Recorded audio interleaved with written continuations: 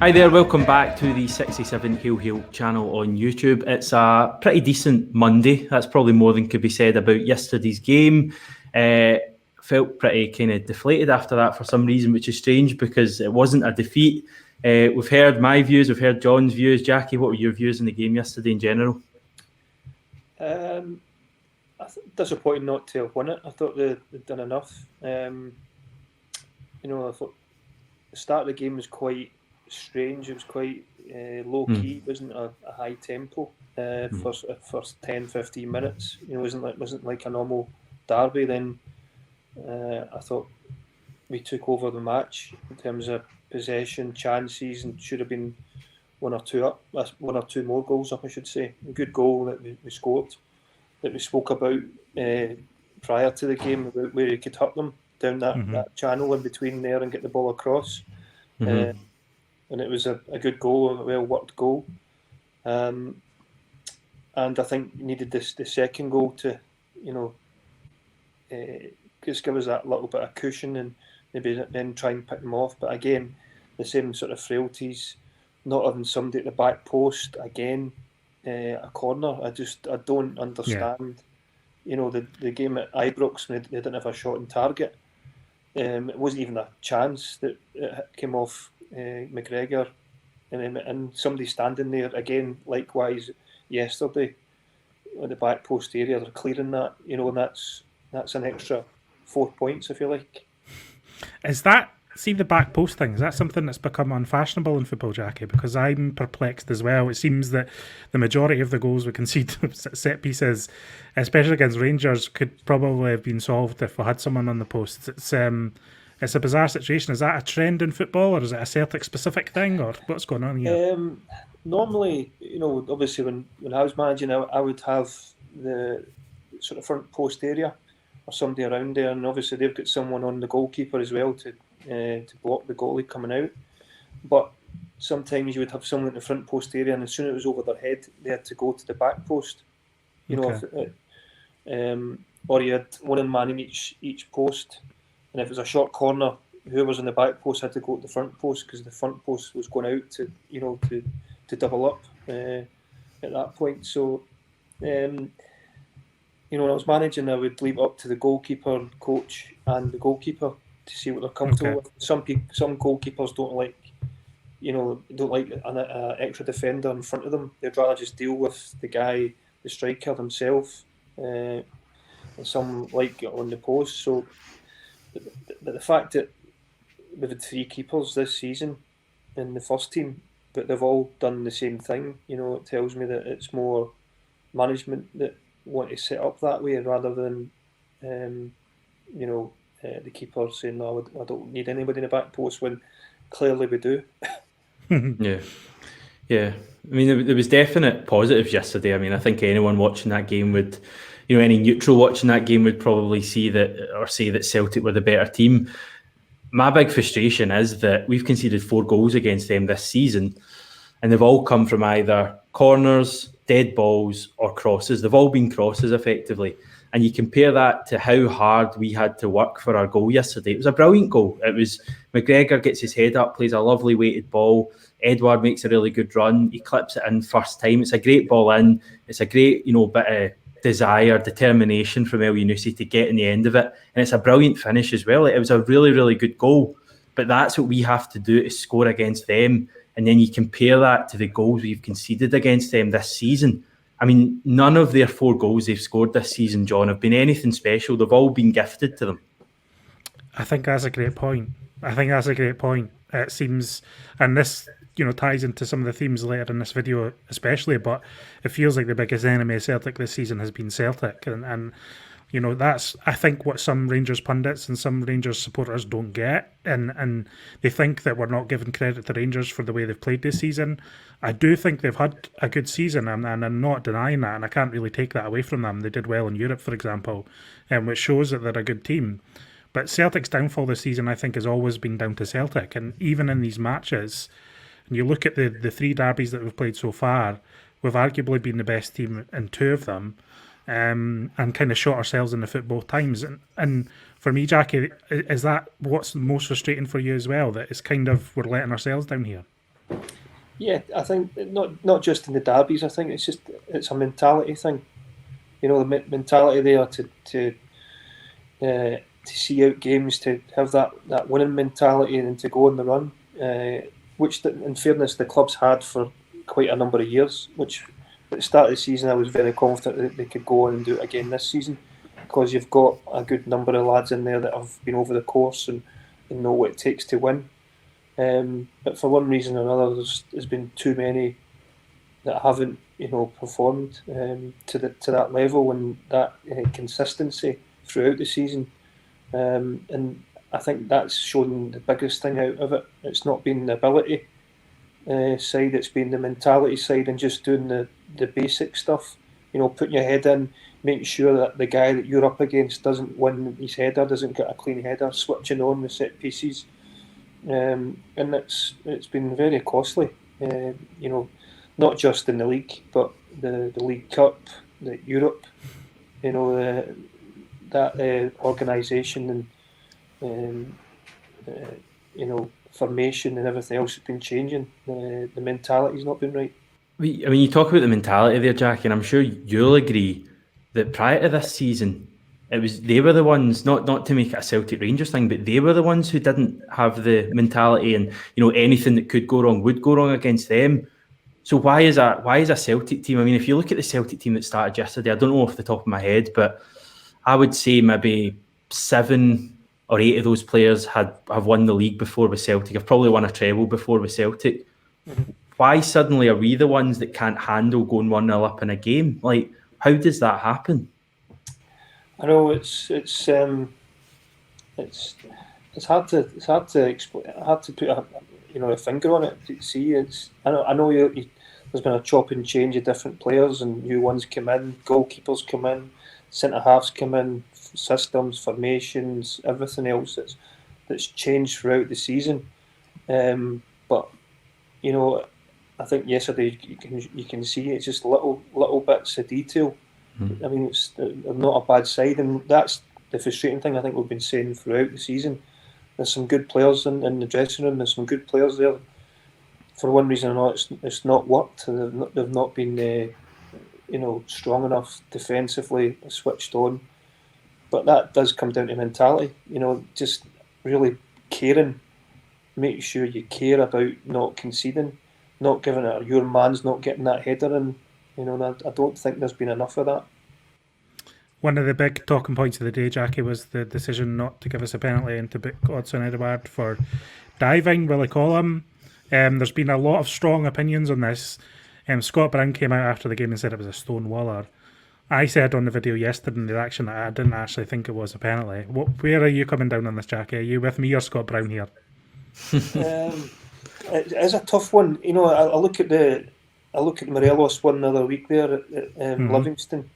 I look at the Elyounoussi at Kilmarnock when he gets in. Oh, sorry, Ajeti. Ajeti, yeah. It was similar. They get the touch there. They're anticipating there. The guys came to ground and he lifts over them. I didn't think it was. A penalty.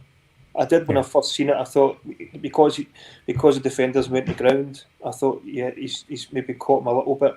But I think he's anticipated that. That he was going to get caught there. He could try the leg over him. But I've seen them given. We've seen them given. There it could easily went the other way. Similar to Morelos, he wasn't going to get the ball the second bit against Livingston, but there was a little bit there. He could use the lad's leg and get contact, which you can do when they go to ground. I thought it was interesting as well. He said that they looked at it at half time. How common is that, Jackie? I mean, I don't know because I was never a player or anything, but is it common for teams or when in your playing days to look at footage at half time of what's going on in the first half? Yeah, I mean, you have the analysts now. You have people there with iPads and stuff on the bench. You could sit and watch. Didn't have them back in your day, did they, Jackie? He had a piece of paper, the wee guy with binoculars. No, but seriously, I think I think for the players, they have the stuff right away. Mm-hmm. I think it's sometimes good for the managers as well because there's been many a time that I've thought I'd seen something totally different. You go on the TV and you end up, looking pretty foolish by saying something, and then you see it yourself, and slowed down and you go, yeah, I was wrong. But so I think it's good that they can have that right away. I always remember one of the best post-match interviews ever at Celtic was from Martin O'Neill. Martin O'Neill against Juventus, when that was a dive, and he called it straight away out after the game. Yeah. And that was he got that one bang on. So sometimes it pays off, Jackie. Yeah. It does, yeah. Even because you're even speaking to the players and you're asking the players as a manager. At United, had Nadir Shifsy, which was his last game, and he had an incident with a Dundee player in the derby, and he came out after. I said, "What happened?" He said, "I never bit him, Gaff. I never bit him." So I'll come out in the press and defending him like you do. Then a couple of hours later, he phones me and tells me that he did a wee bite him. So nice. Yeah, so it's always good as a manager to see the things yourself as soon as you can. Because as I said, we've all got tinted glasses at the side of the park, and we're watching our own team. I think we could probably dedicate a video to Nadir Chifchi one of these days, couldn't we? There's enough stories. I rewatched the highlights of the game this morning when I was working away, and I just picked out 4 really frustrating missed opportunities in the match, and you could probably do it with basically any Celtic game this season. First one, McGregor not cutting the ball back to Edouard when he goes in goal in the first half. He takes a shot from a daft angle, and it's blocked away by McGregor. Great chance for me, and it's just an example of Celtic not finding the pass when they're in that position. Laxalt in the second half, not slipping in Edouard. Do you remember the one when it kind of opened up for him when I think Christie made the run and he took a shot and it was blocked away? There was one as well when Laxalt did play a pass to Edouard, but he overhit it and it went into McGregor. Again, at the time, I was just saying that's a simple 5-yard pass that would have been a real chance. And the fourth one that was frustrating as well was David Turnbull being sent clear. I think he was up against 36-year-old Stephen Davis, and he didn't have the pace or the fitness, one of the two, maybe a bit of both, to get some sort of proper shot away, and it ended up being a routine save for McGregor. That was 4 examples, Jackie, for me that you could have had 2 or 3 goals out of that, and it's just really, really wasteful from Celtic. And we've got players there that can. I mean, Laxalt's a Uruguay international. It's a 5-yard pass for him. McGregor's an international. Edouard's a player who should be taking chances that he got. It's just frustrating when we create so much and are just so wasteful. Yeah, disappointing. I think the McGregor one, I remember when you're talking about there, he's had a shot and he's actually forced the keeper to save it. His foot, he's going to cross, he could have cut it back, and I think one of his strengths is actually normally seeing another pass and being unselfish, which he's done a number of times. His creativity. Laxalt, I think, just he's been lacking that bit of quality throughout the season. I thought yesterday was probably one of his better games, but still hasn't, provided a great cross or an assist in the match to show real quality. Turnbull, the one you're talking about, I agree. Yeah, it was sort of his right hand side, and you expect him to take his touch because then he's going in and goal. Whether he was waiting that bit there to get moving again, but I don't think with Turnbull that's one of his real assets is turn the pace. He doesn't really have that in his game. I think I think if he did, then he'd be an unbelievable player. But I don't think he has that extra little bit of speed, a bit of like Stuart Armstrong's got. If that had been Stuart Armstrong yesterday, he'd have been 1v1 with the goalkeeper at that point. But they're different players. Turnbull's very much a creator and set pieces, his deliveries and things. But I agree with you there with that one. I thought he had a chance, maybe a bit of confidence as well to take the ball across his body and get goal side with Davis, which would have been last man at that point as well. Yeah. Just, I would say, yesterday's game was probably one of the last big opportunities for players to impress ahead of the summer and ahead of the fabled rebuild. Just a point, we're talking about some of the loanee players there. Did anyone stand out for you, Jackie, that, thinks, right, I've got a future in this team? I'm thinking Stephen Welsh played pretty good. again, I thought El Yunusi obviously showed the desire for the goal. Are any of these players standing out for you that can be a part of next season? Possibly young Welsh, I think, just because he's getting the experience, and I think that's the key to it. Because it's very difficult for young players to come in and maybe play 1 or 2 games, then go away and come back 20 games later and then put them in, and expect them to be on top form. At that position, at that level, he needs to be playing week in, week out, and gain that strength and the decision making, when to go in tight with a striker, when to drop back. And I think he is improving quite a bit. You look at the first Rangers game earlier on in the season to that one. I think there's been a big change in him. I think he's came on. I think just with his decision making as well, alongside Aya, I think the two of them has been okay. John Joe Kerry, I'm not so sure. Just think his final ball a bit like Laxalt. The two of them, I think they get in some good positions, but they don't seem to find anybody or have that, or even just put it in the area, and then they put it in a good area. Then you're looking around saying, who's there? I think you could see that yesterday. Edouard put the ball in a good area and we got the goal. And that I think the two full-back wise, I don't think they've done that enough. Midfield, I don't think there much changes there in the midfield area for next season. I think Sorrow possibly coming in for Brown. I think Brown will probably still be there for another year, depending on who comes in.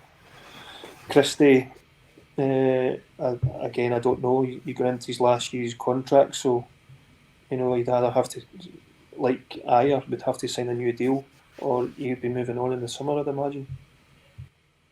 Yeah, I think we're Edward. Yeah, I think we're 20 points behind. Well, I know we're 20 points behind Rangers. The league table doesn't make for pretty reading. We've spoken about the fact that we've been the better team in the last 2 derbies. It doesn't mean anything because we've taken 1 point from 9 this season, which is a pretty terrible return against Rangers. But are we a million miles away from being able to challenge for the title next season? The reason I say that is, in Scotland, you only have to be better than one team, really. I know that's pretty disparaging to the rest of the league, but for Celtic, we only need to really be better than Rangers, you would think, and not drop the daft points.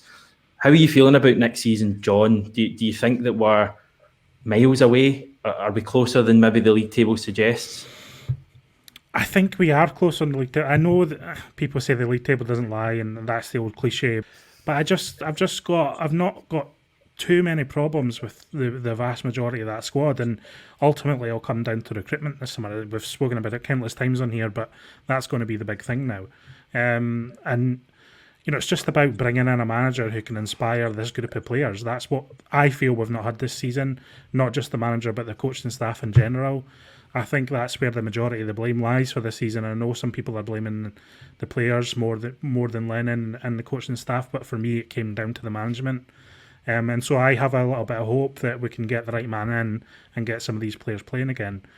Jackie, you've taken a bit of stick this season for maybe suggesting that the gap between Celtic and Rangers isn't as wide as people say. How are you feeling about that? And do you think a new manager is all that stands between Celtic and Rangers being competitive again?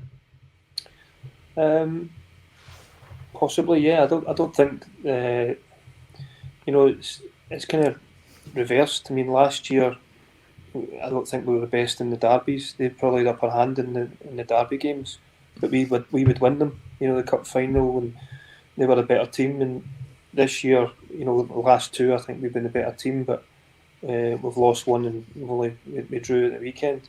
So for me, I think we need a good 4 or 5 players, strong mentality in next year. I think they need to sort the goalkeeping situation out. I don't think they're a million miles away. I think, see, when you actually look at there when there was change before, when Ronnie, with the fans there, with the football wasn't there, the energy, in the stadium, the fans weren't turning up. But when Brendan came in, he changed all that. the energy was there, the fans were there in numbers, and that really helps the players. The fans being there, and I think that's been a major factor as well.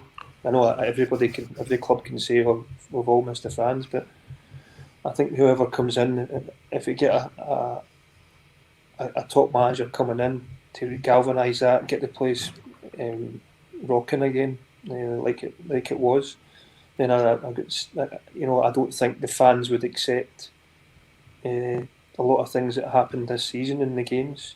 Right at the start of the season, they wouldn't have accepted it, which in turn makes the manager's job easier, because the fans can see it and vent their frustrations and get that energy in the stadium. It would have made Neil's job a lot easier at the start of the season, and I think it just went on from there. I think they need that back in the stadium, as well as a top manager to come in and get things moving.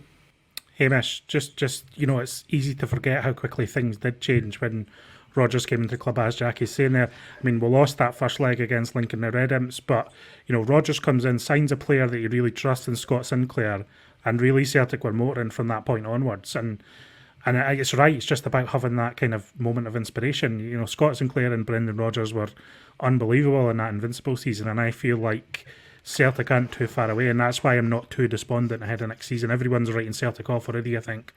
But if Celtic get the next few months right, it can be onwards and upwards.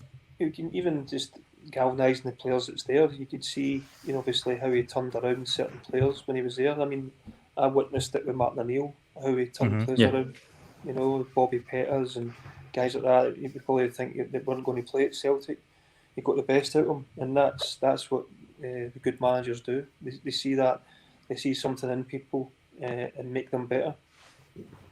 Yeah, I mean, the Martin O'Neill example is one I was going to bring up as well. The fact that I don't think Celtic had a particularly good season the year before O'Neill came in, and we won a treble in that first season. So, we won a treble O'Neill's first season, won a treble Rodgers' first season. I'm not saying we're going to win a treble next season, but, Jackie?